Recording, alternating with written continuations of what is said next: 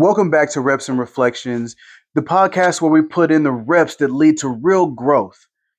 And we also pause long enough to reflect on what actually strengthens our relationships.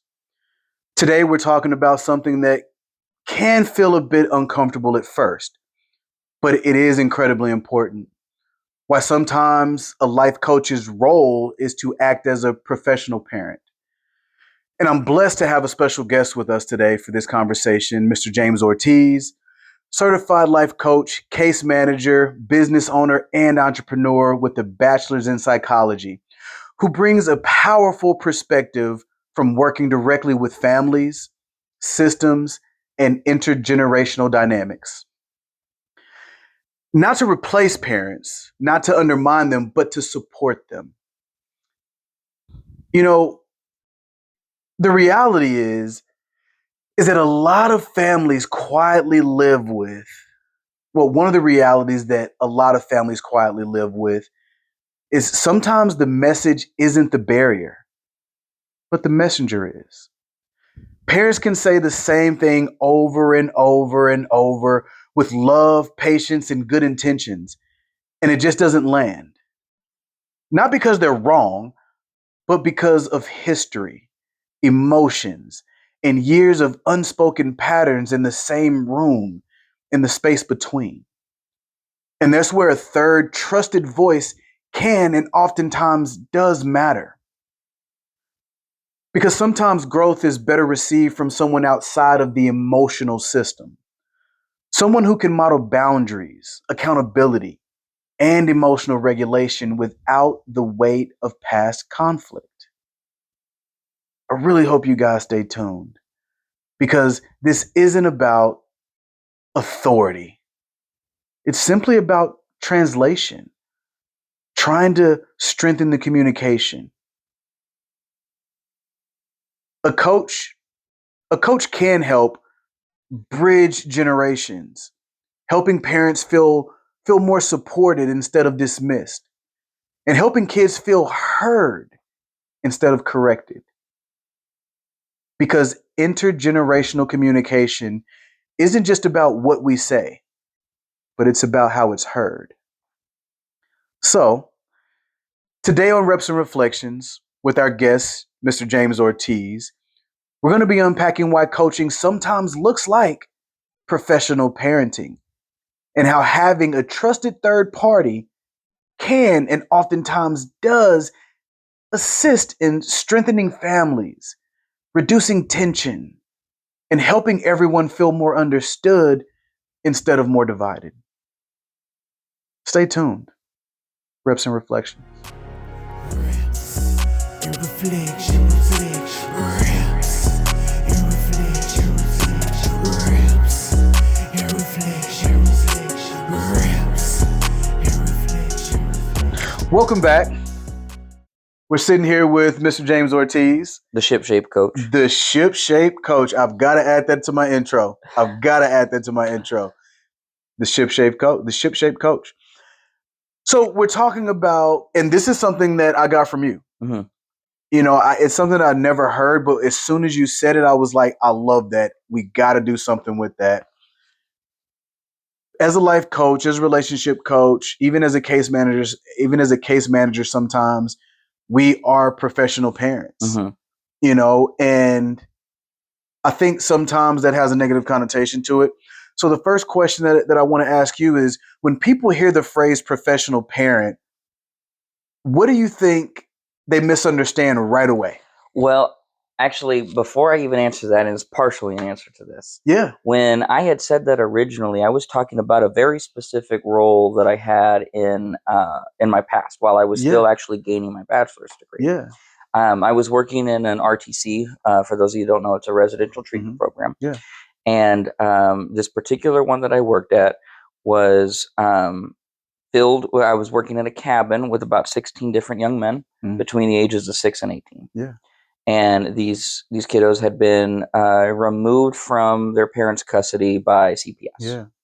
And so my role in there was a professional parent. Nice. Because I would be there when they woke up. make sure they got ready, took them to school. Yeah. I'd be there when they got home from school. Right. I'd be making sure that there was some structure, there were some plans, everybody's getting fed, everybody's going to bed on time, Yeah. all of these different things. And that's what I was talking about when I said professional parent. Yeah. And, when you started asking me more questions about that and started applying it to, the role that I do now, I Right. realized there's a lot of similarities there Absolutely. still. Yes. I'm no longer in that role, Correct. but I've taken a lot of what I've learned with me, Yeah. especially when it comes to working with families and now and coaching. Right. I'm not sure what other people think of when they hear professional parent. Yeah. I think that that there is a little bit of probably Mhm. a little bit of an idea that, oh, well, they're not a real parent. They don't Mhm. have their own kids Mhm. or what have you. Yeah.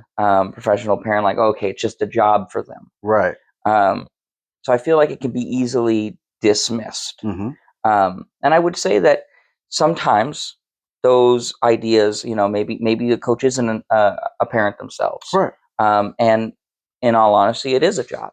Right. It's just work that I love doing. So I don't think that there's necessarily anything wrong in some of the thoughts and feelings behind it. I think it's just a little bit misunderstood. No, and I absolutely agree. Obviously, first of all, speaking from a parent, speaking as a parent, I understand that being a parent does not mean that you just have kids, right? Being a parent is an accumulation of several skills that you have to have, Right. right? Or that you should have for to be a healthy parent, to be a healthy role model. And the reason that I say role model is because I was always raised to believe that it takes a village to raise a child, Mm-hmm. right? And so growing up, I had a lot of parents growing up, right? A Right. lot of role models. And so I think when people hear professional parents, it kind of cuts a little deep for them because they think that maybe they're inept. You know what I mean? They think that, oh, well, you trying to tell me how to be a parent, regardless to whether you're a parent or not. These are my kids. I know what I'm doing, and that couldn't be further from the truth. But I get it. I get when you hear that, right? It's just like, hey, we're professional breathers. Oh, so you saying I can't breathe, right? Yeah. You know what I mean? And Right. and it's just that connotation, and a lot of it speaks to a lot of ego for potentially for the parents, but so many parents in my practice just kind of get stuck, and I mean, including myself.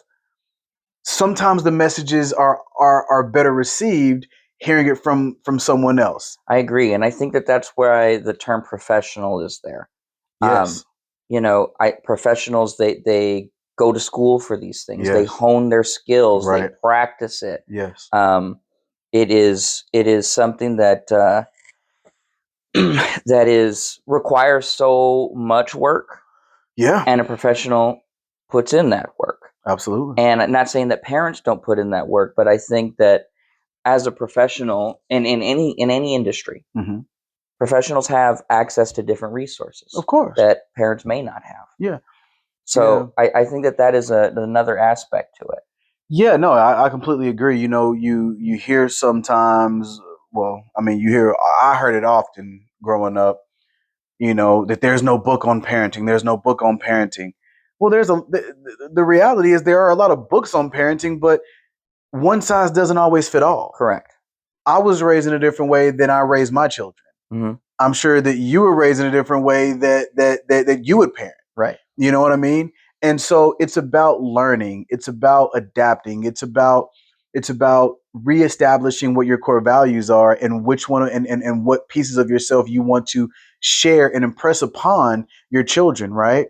And so what a professional parent is in the life coach realm is simply support. Mm-hmm. It's reiterating your values. It's reiterating the things that you're trying to communicate. Right. Right. The things that you're saying, but the things that you're trying to communicate with your children that sometimes just gets lost because there's so much emotional baggage that they have earmuffs on sometimes. Right.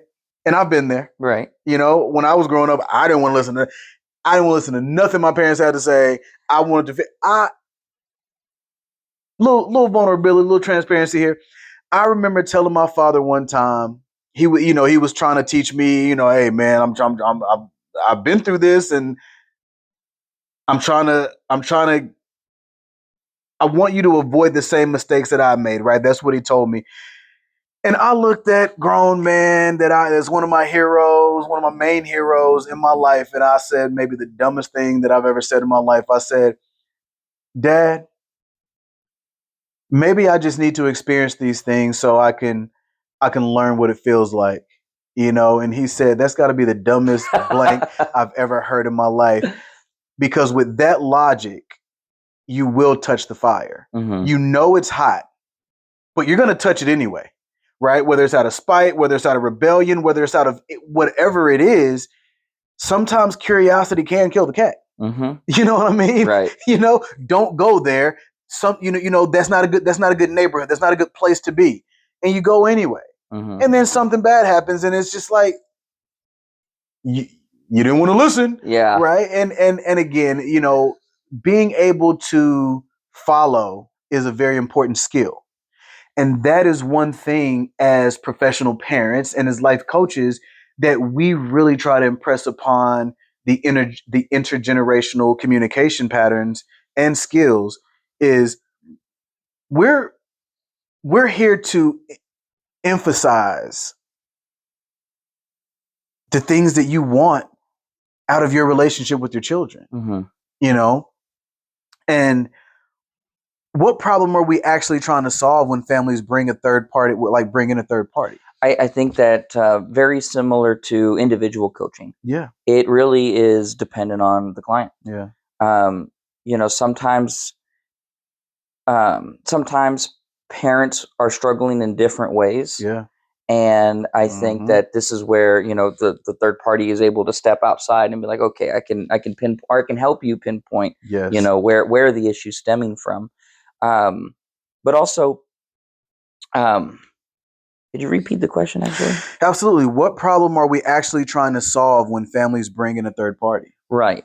And again, very much like individual coaching sessions, it's collaborative. Yes. So, a parent will come in and be like, oh, this is what I feel is the problem. And this is an example. Sometimes the wording is not the best. This is what I think the problem with my kiddo is. Mm-hmm.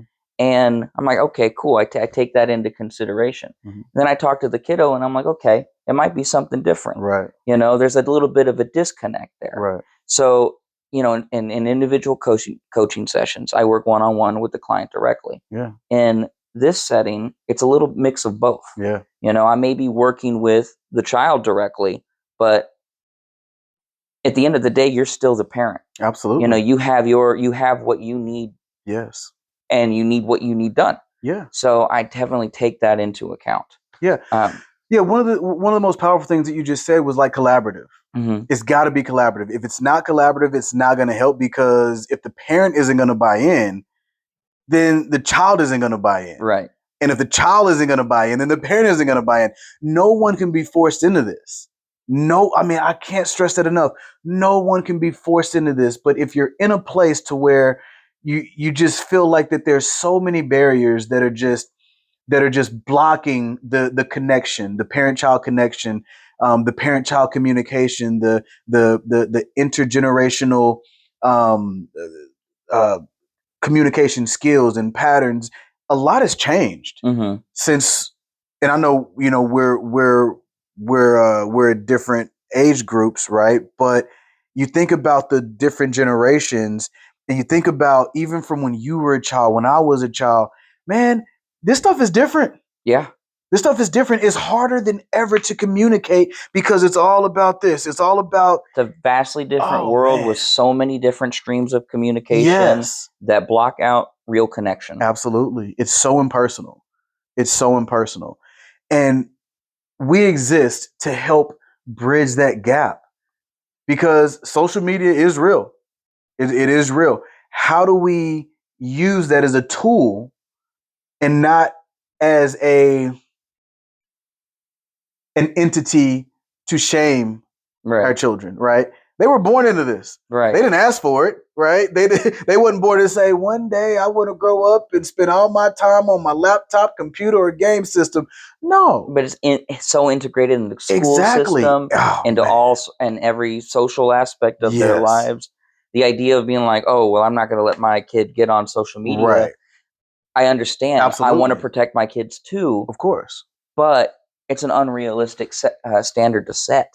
Well, I agree. And it's also about the balance. Right.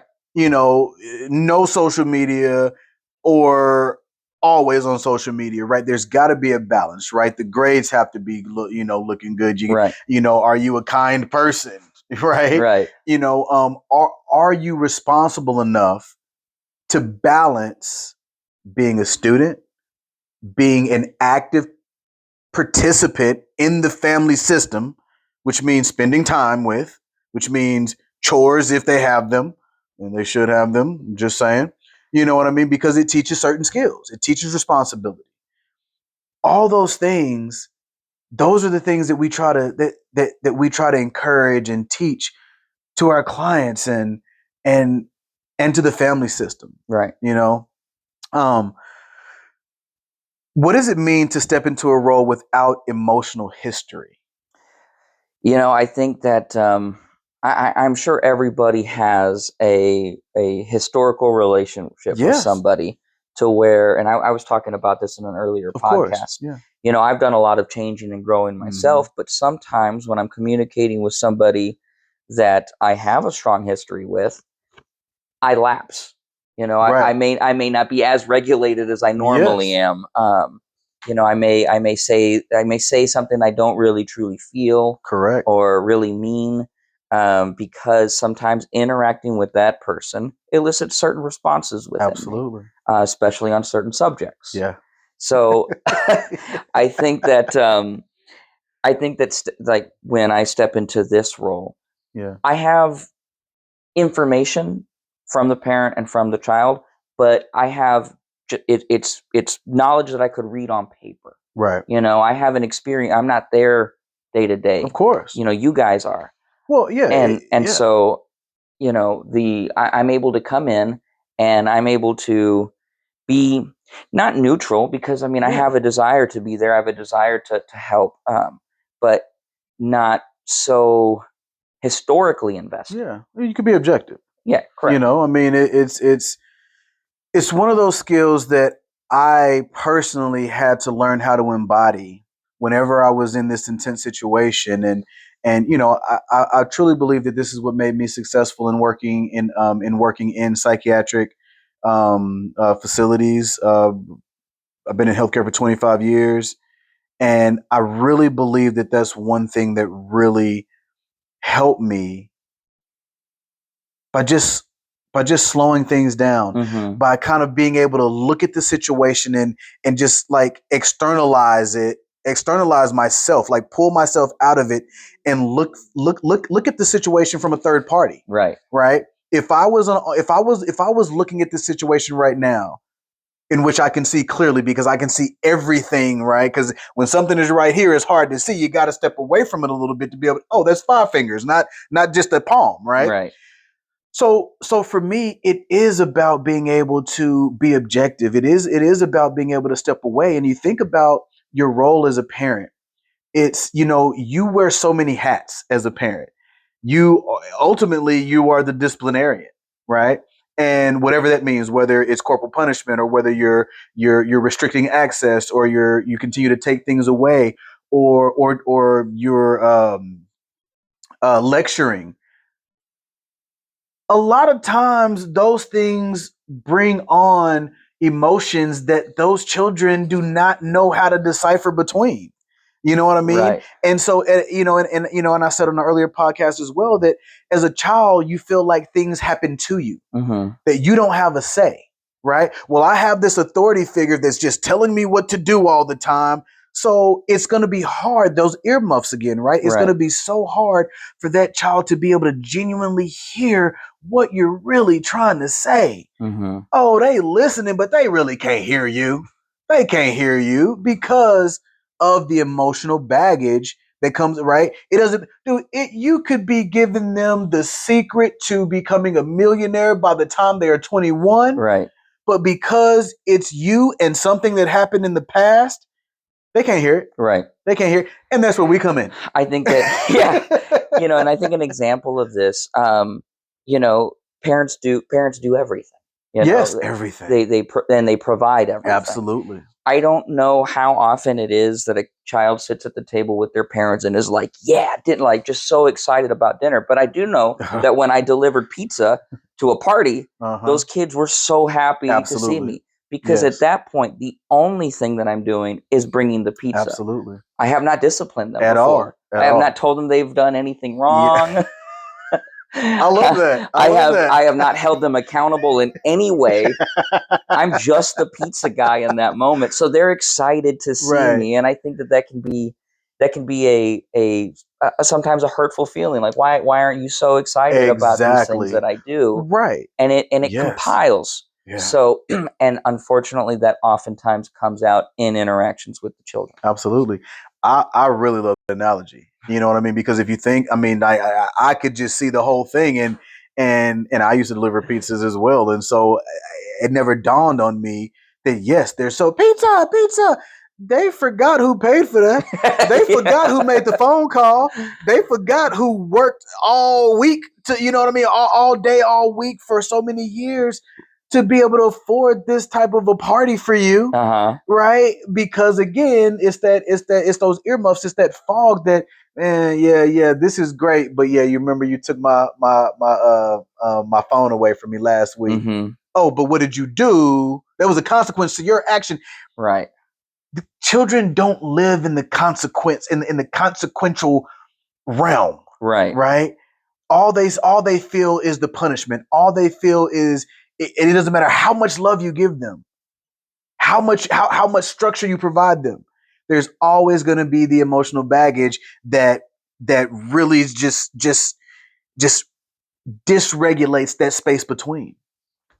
Yeah, I like that, man. I'm using that from now on. So why does the same message sometimes land like why does it land differently sometimes? Well, we talked about that. So how does generational language and experience create disconnect? I mean, like we talked about before, I mean, society, for one, is so vastly different. I know that that you probably received vastly different messages than your kids receive on a day-to-day basis. Absolutely.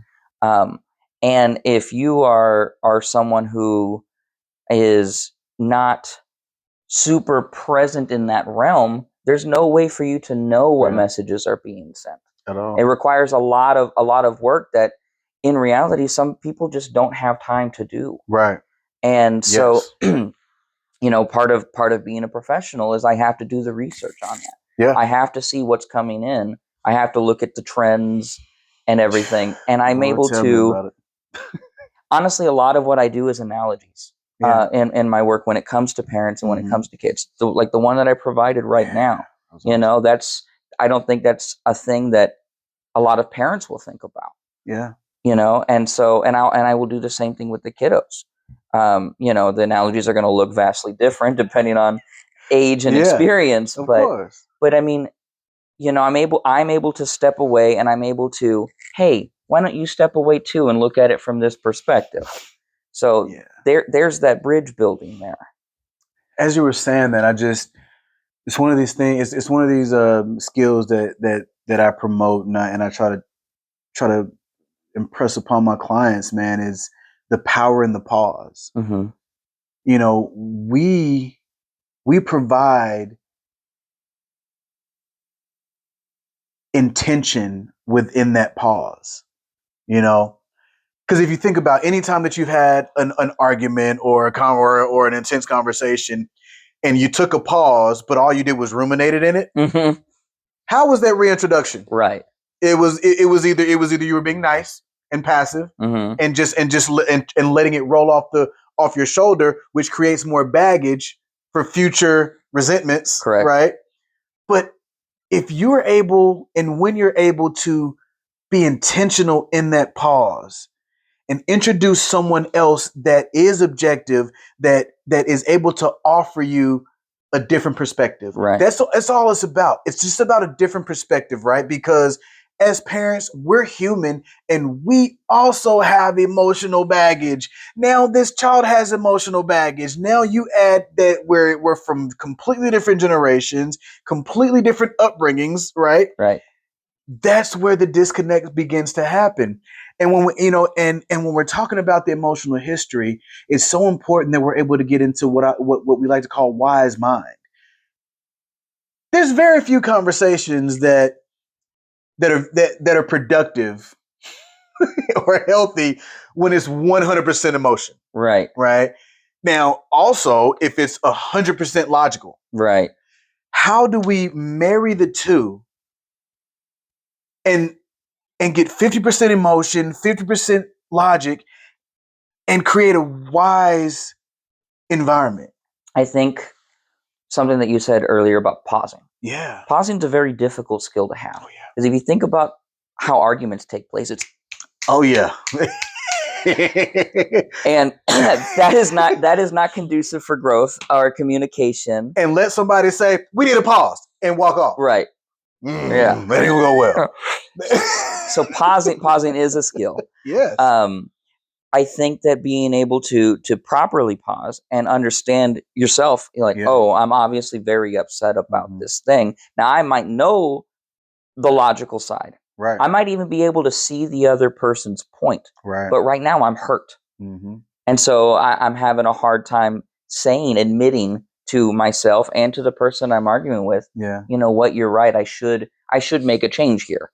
Yeah. That's very, very difficult to do. And it's very difficult when, it's even more difficult when you know that you're right. When you are at the logical aspect of it and you really just want the other person to calm down and realize what's happening. But that is such a difficult thing to communicate to somebody who's up here. Well, absolutely. And I think that's where the balance comes from, right? Because if you have one person that's being emotional and the other person that's being logical, like that's just counterintuitive, right? I mean, you're going to I mean, because this logical person is not able to practice empathy, right? And this emotional person person is not able to practice compassion. It's just all emotion. I want you to hear what I'm saying, Right. Well, I think we should take a pause and take a break. No, I mean, acknowledge that you understand what this other party is feeling or what they could be feeling, right? But you wish to just, hey, do you think it's possible? Is it possible that we take a little time to reflect on this situation? And we do our own individual work around it so that we can come into this conversation and just maybe it can yield a healthy outcome, And I think that that's where coaching really comes in because, even though we're removed, we're objective about it. We've established rapport. Yeah. I'm able to express, some emotion within the dialogue that I present to my clients.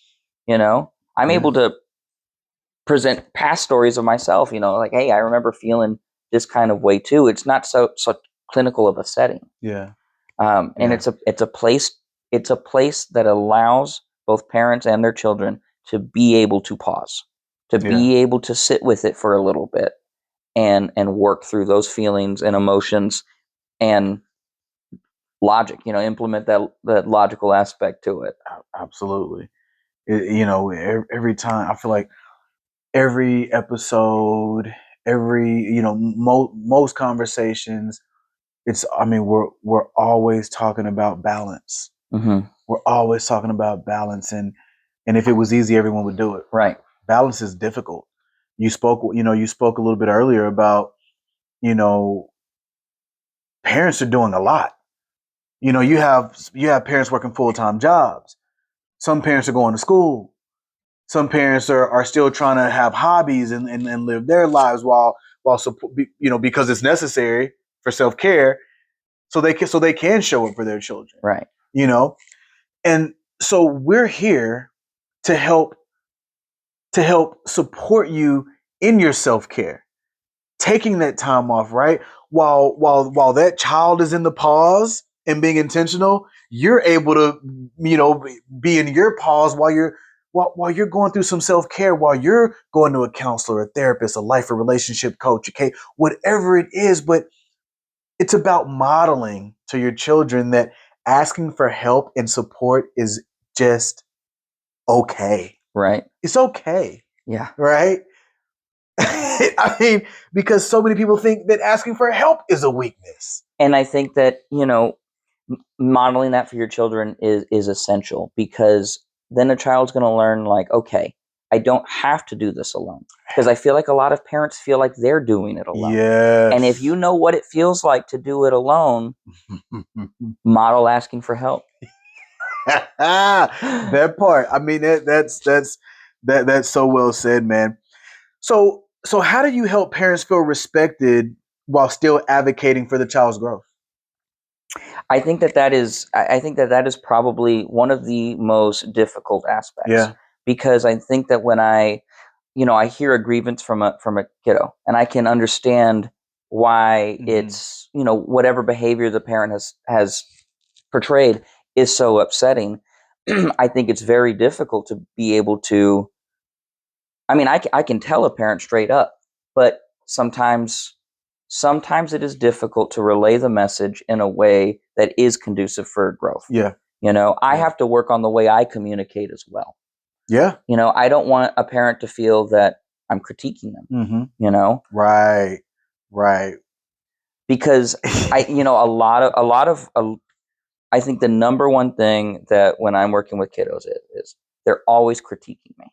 Yeah. My parents are always critiquing me. Yep. It's always a critique. Yeah. Now, I know why a parent might be saying the same thing over and over again. I know why a parent wants their child to improve and to grow.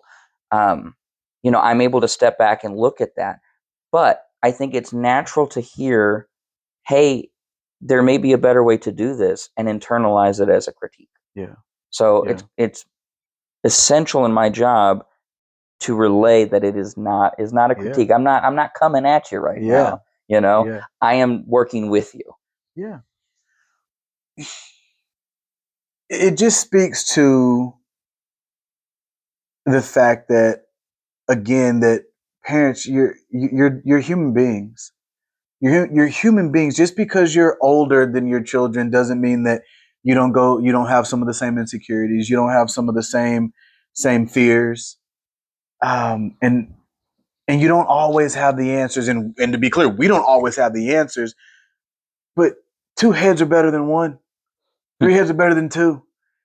And the more support that you're able to get and bring into your family system,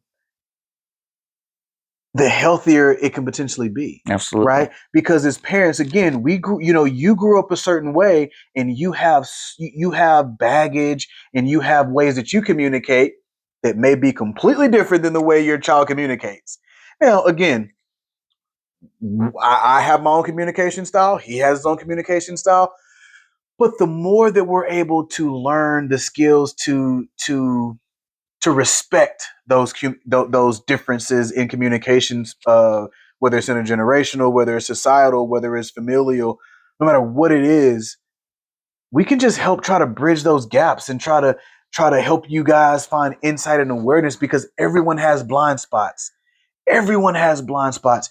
One of the reps and reflections, the reason that I named it that, right? Because most people don't like what they see when they look in the mirror. If they're being truly honest with themselves, and it's not the fact that they don't like the person, that's how they conceptualize it. But the reality of it is that they don't know the person that they're looking at in the mirror. Right.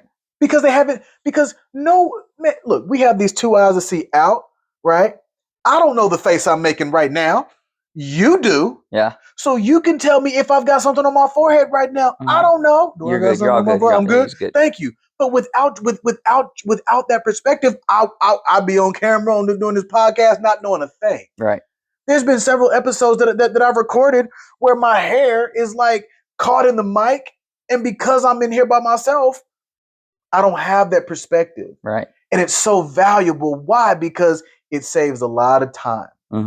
And for me, it saves a lot of time because I've had to redo several episodes because of that, right? But in the life coaching realm, it saves time of discord. It saves times of not being aligned. Right. It saves a lot of time time is so valuable. And I think that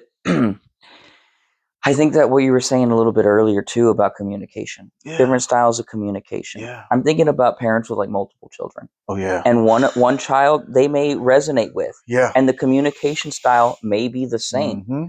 And your other child may not have that same Yep. style of communication. Yeah. And that can be really difficult. And I think being able to communicate in a way that helps your child will also help you, because if you're able to communicate clearly, you're also communicating with yourself what you need out of it. And I think that is a very difficult skill. Yes. And everything is done, like anything that you're trying to be well versed at takes work. Like you said earlier, it takes time. It takes consistency. It takes reps and reflections if you want to get in shape, right? Right. You know, and so why? And we spoke a little bit about it already, but why is emotional regulation so important in intergenerational work? I think because when we spoke about intergenerations, it is so different. Yeah. And I think that in order for communication to take place effectively, there has to be a level of understanding in order for there to be compassion. Yeah. And I don't think that you are able to understand if you don't have emotional intelligence. Yep. So it all builds on itself there. Being emotionally aware, emotionally present with yourself. That way you can use that to be compassionate and understanding with any interaction, not just with your kiddos. Yeah. Yeah. No, I agree. I mean, I agree wholeheartedly with that. It just goes back to what we were talking about as far as, like you said, emotional intelligence, but the emotional history as well. It's if we allow emotions to consume us, it's going to be very difficult to have healthy relationships, not just as parent-child, but parent and parent. Mm-hmm. You know what I mean? Child and child. Right. Child and friends. Child and other authority figures. Right. And because of how society is shifting, you got the vape pens and you've got social media. And, I don't remember the last time that my children had a book, had a locker, had homework. Times are changing. Right. Times are changing.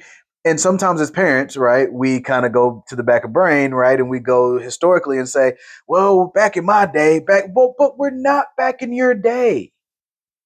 We're not back in your day. We're not back in my day. We're not back in your day. And your children are not back in your day.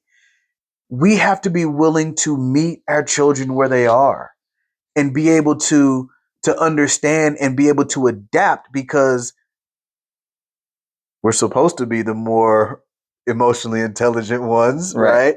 Because this is all that they know. So how do we meet them where they are? And again, not saying that we have all the answers, but collectively, as a collective, our hope is that we can find that balance, to find that bridge. Because if you don't find the bridge, you got to build one. Right. And to build one, it takes a lot of work. But once you put in that work and you're able to meet in the middle of that bridge and hold hands and sing Kumbaya and go on a family vacation and all those things, man, it's worth it. Right. The time that you put time, and you invest in the things that are important to you. Mm-hmm. You invest in the things that are important to you. So why not invest in your family? Why not invest in your relationships, your communication skills? Right. And I think that, again, a lot of times parents will come in and be like, this is the change that I want to see in my kiddo. Right. And I think about, if you're going to have a conversation with your kiddo face to face, one of two things is required. Mm-hmm.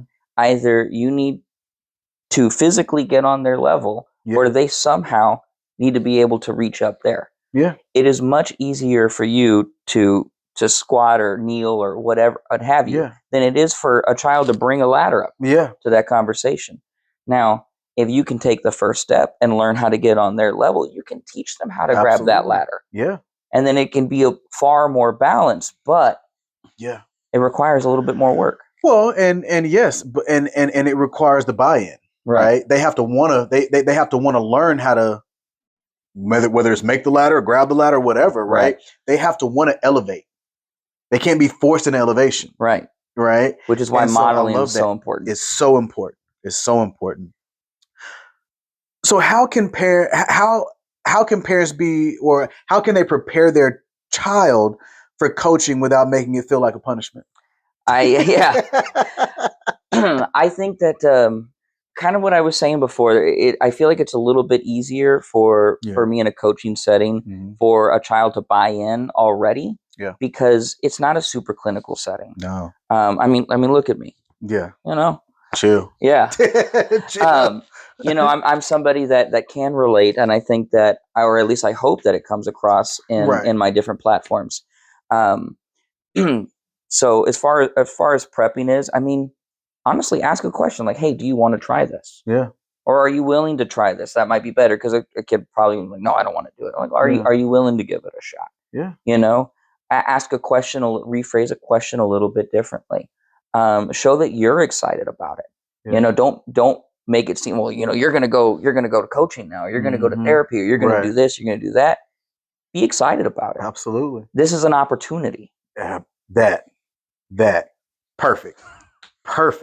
This is not a punishment. This is an opportunity. Right. For you to gain a little bit more responsibility, a little bit more independence, a little bit more autonomy, right? Because showing up for sessions and actually being intentional and engaging in it, Right. We've got some that just are just stone walls, but when they're bought in, right, and they're actually putting in the work, their self-confidence, their self-esteem, their self-awareness is growing immensely. Right. And that's the message that as parents that you can convey and impress upon your children, is that, yes, this isn't a punishment. We're doing this for you. Right. We're not doing this because of you. We're doing this for you. And ultimately, you're doing it for yourself. And that's the modeling piece to show you that child is, hey, I'm getting my own support.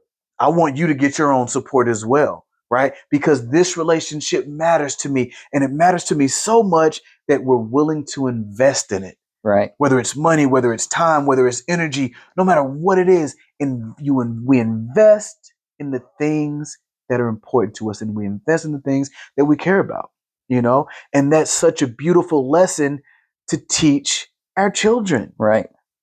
And I think that when progress happens in these sessions with the kiddos, I think that, you know, as parents, we'll know that this isn't, you know, a consequence isn't a punishment, it's a consequence. Absolutely, yeah. Consequence sometimes has a negative connotation. Yeah. Just like firmness, just like accountability. Absolutely. And I think that it's easy, like you were saying before, it's easy to just, from a child's perspective, to just see punishments. Absolutely. Oh, yeah. You know, structure also has a negative connotation to it. Yeah. But it's so healthy. Yes. One of the things that I learned, one of the first things I learned is children don't know it, but they love structure. Oh, yeah. They're going to be resistant to it at first. There's going to be a lot of conflict, you know, if there hasn't been structure or firmness or accountability before, a lot of conflict there. And if there's already been structure and accountability and firmness and consequences, you know, again, it's easy to see them as punishment. So again, some conflict there. Yeah. This is an opportunity for, you know, your kiddo to pause and learn that, okay, it's consequences for my actions, not just a punishment. Right. Or that structure is actually really good for me. And that's a difficult realization for kiddos to come to. Yeah. I mean, again, that's well said. It's that accountability piece, you know, it's how to teach kids accountability, right? in a generation or a society where everyone is the victim. Everyone's the victim, right? Because TikTok told me so, right? Because Snapchat told me so, right? I'm the victim. Why are you gaslighting me? You know? Yeah. What? What are you talking? Go clean your room. Yeah. What are you talking about? Right. Right? You know, and yeah, man, it's very challenging work. We understand that, and we see you, parents. We see you because we live in this same world. We live in this same world, whether we're generations apart, whether we're states apart, or even countries apart. We see you. We're more alike than we are different. We are, Yeah. you know, and we all go through very similar struggles, if not the same struggles.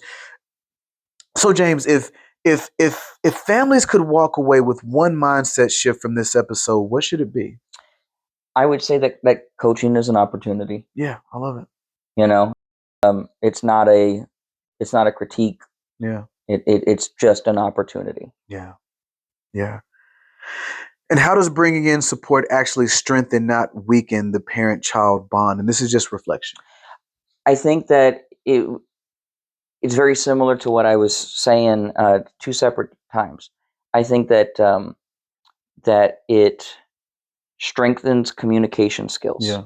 And I think that is probably the most important thing. Yeah. It strengthens communication, not just from parent to child, but now a child can communicate a little bit more effectively to their parents as well. Yeah. Amen. Amen. To another episode, man. Yes, sir. Thank you again so much, man, for taking out your time to coming on Reps and Reflections. Man, I respect you. I love you. And I really appreciate your insight, your wisdom. The Ship Shape Coach, go ahead and give them your info. Yeah, shipshapecoaching.com. Might be Shipshape Coach again. I gotta I'll get hook it right. Yeah. I'll hook it up. It when I type it in on my browser, it pops it up for me, so I don't have to worry about it so much. Right.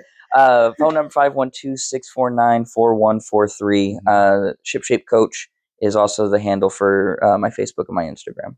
Absolutely. Thank you so much for joining us for another episode. It's such an important topic. It's such an important topic. Being a professional parent, you know, and debunking the negative connotations that comes with it. Right. Thank you so much, man. Absolutely. I appreciate you. Ladies and gentlemen, thank you all so much for tuning in to another episode of Reps and Reflections. Like I said in the beginning, I know that this topic feels uncomfortable in the beginning, but hopefully we were able to put it in a nice, wrap it up nice enough, and kind enough that you're able to understand that we're not critiquing you as parents. We're not judging you as parents, but we were children once, and you were a child once. And don't you remember what it felt to be to want and to desire to truly be seen and heard? Ultimately, that's what it's about. Everyone in life just wants to be seen and heard. We just want to help try to bridge those gaps between you and take some of that pressure and burden off, because I know sometimes as parents we feel like we're not doing it right. We don't want to admit it, but sometimes it's like, what am I doing wrong? I've asked myself that countless amounts of time. Why aren't they getting it? Why aren't they getting it? And it wasn't until I stepped back and actually started seeing them for the curious child that I used to be, for the curious and rebellious adolescent that I used to be. Again, we're just here to help and support. And if this resonates with you, if you agreed or didn't agree with anything that we said, please comment, share, like, subscribe. Because as I always say, you don't always know what someone is going through. What you see on the outside is not always what is going on the inside. So that share button is so powerful. because you could be unintentionally helping someone that's very close to you get this help and support that they need. And if it's not with us, we also have resources. So once again, thank you so much for tuning in to Reps and Reflections. I hope you guys are having a beautiful week so far. And as always, I love you all. The blind man doesn't need eyes to see, but he finds his way.